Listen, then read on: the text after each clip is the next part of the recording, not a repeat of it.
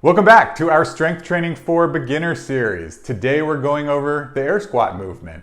So just like the hinge and just like the lift, the squat is one of those foundational movements that so many other strength training movements are going to be built upon, that you want to make sure you really understand the foundations of the movement before you start doing anything too crazy or adding too much weight. That's going to be how you really injure yourself with this movement. So let's build that solid foundation and then go from there.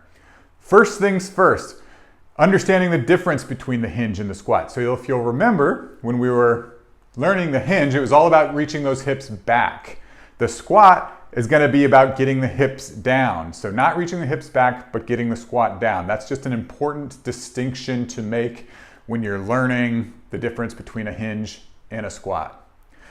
Now, to perform the movement itself, the first thing that we're going to play around with is your squat stance. So if you were like me, when you learn how to squat, they always told you hip width, toes pointed forward, and that was the perfect squat stance.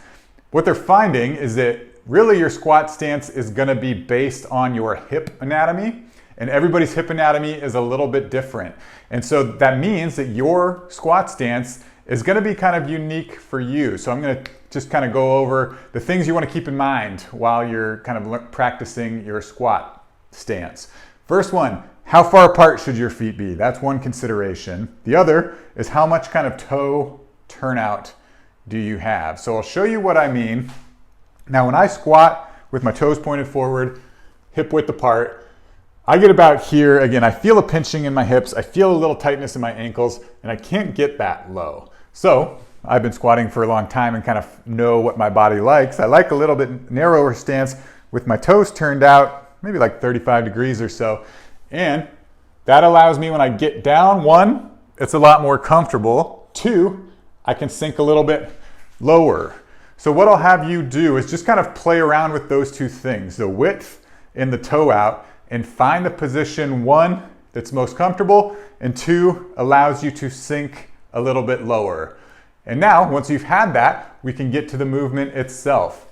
So the first thing I like to cover when teaching the squat is we really want it to be about unlocking the hips and then coming down. So what I mean is that first movement is at the hips, and then it's okay to bring it down.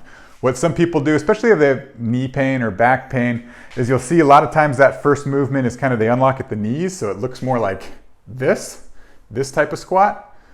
I really want you to focus on reaching the hips back first and then down. Good. And the last thing to keep in mind is how low you go. So again, this is a controversial topic. For our sake, for somebody who's just getting into strength training, who may be dealing with some back pain or knee pain, I want you to stop when your thighs get to parallel. Even if you can go a little bit lower, what can happen is if you go too low, your spine will start to round and just get into kind of an unstable position. So I'll show you what I mean. When you come down, my thighs are parallel with the ground right about here. Now I could sink lower, but do you see how my low back really starts to tuck under me like that?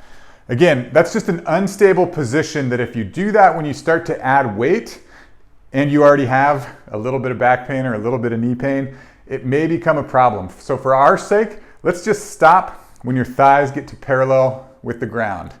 So again, that's all we have with the squat. First things first, find the squat stance that's best for you. Make sure you unlock at the hips.